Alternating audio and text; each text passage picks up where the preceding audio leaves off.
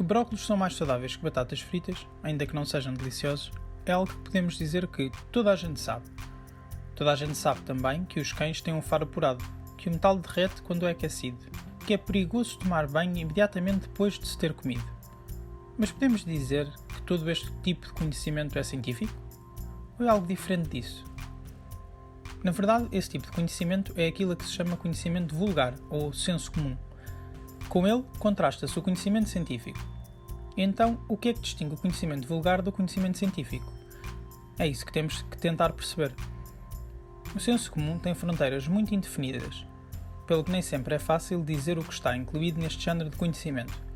Seja como for, o senso comum abrange aquelas coisas que toda a gente sabe, que nós vamos aprendendo desde muito cedo e de uma forma quase inconsciente. Podemos tentar caracterizá-lo da seguinte maneira: conhecimento prático e superficial que resulta das observações empíricas, apresenta um conjunto de fórmulas básicas assentes em crenças, hábitos e provérbios, não aspira à universalidade mas apenas a responder a problemas concretos do cotidiano e limita-se a constatar o que existe, sem se preocupar com a explicação do que existe, sendo, por isso, acrítico. Apesar da sua inquestionável utilidade, o senso comum, ao revelar limitações, é incapaz de aspirar a um conhecimento universal, na medida em que as suas explicações são pouco fundamentadas, podendo ser facilmente desmontáveis. Pensemos, por exemplo, naquele algo que ouvimos desde crianças: não podemos tomar banho enquanto estivermos a fazer a digestão. Como vimos, é algo que faz parte do senso comum, visto que não oferece nenhuma explicação para o porquê de não o podemos fazer, simplesmente nos tenta orientar de alguma maneira no dia-a-dia. Contudo, parte do pressuposto que é melhor não o fazermos porque algumas pessoas se sentiram mal quando não tiveram esse cuidado. Mas sem uma explicação concreta e sistemática do que é que acontece, em que ponto ficamos?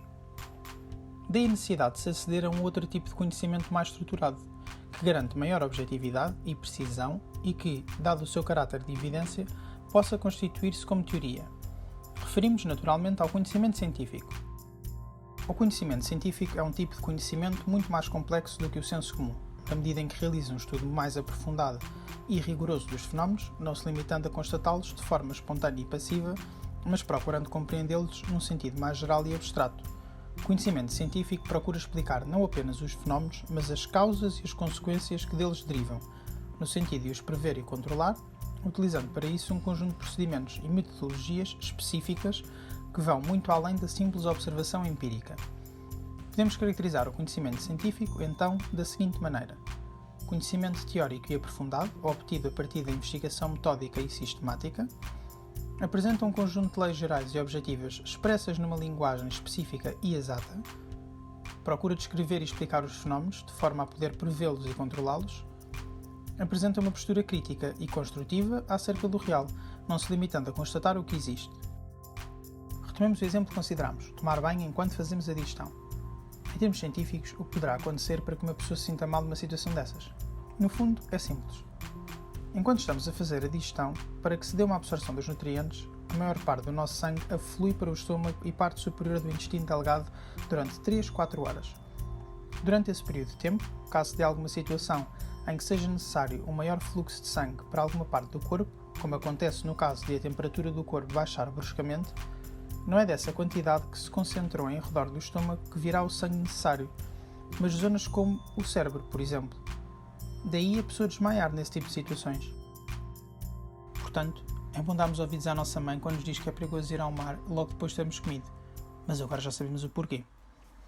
A distinção entre senso comum e conhecimento científico leva-nos a constatar que eles apresentam dois níveis distintos de leitura do real.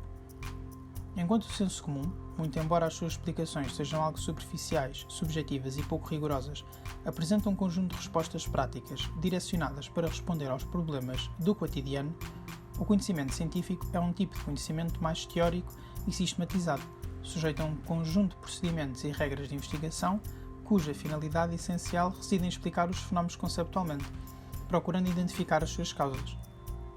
O problema que daqui decorre prende-se com o facto de se saber se estão relacionados, se dependem um do outro ou se existirá uma total ruptura entre eles. Duas posições contraditórias podem ser tidas em conta. Continuidade, com defensores como Karl Popper, senso comum e conhecimento científico são da mesma natureza, a ciência parte do senso comum, aprofunda-o de forma a apresentar respostas mais objetivas, rigorosas e universais. Ou ruptura, com defensores como Gaston Bachelard. Senso comum e conhecimento científico são naturezas diferentes. O senso comum é ilusório, fonte de erros e é crítico. Nunca se pode comparar à ciência, atividade organizadora e metódica que aspira à universalidade, verdadeiro conhecimento. A ruptura entre senso comum e ciência não é tão clara ao ponto de se definir a ciência como o bom conhecimento e o senso comum como o mau conhecimento. A solução pode residir na necessidade de aproximar a ciência do senso comum e não considerar estas duas formas de conhecimento como realidades completamente distintas, até porque, se formos a ver, a ciência, com todos os seus métodos e rigor, também se engana.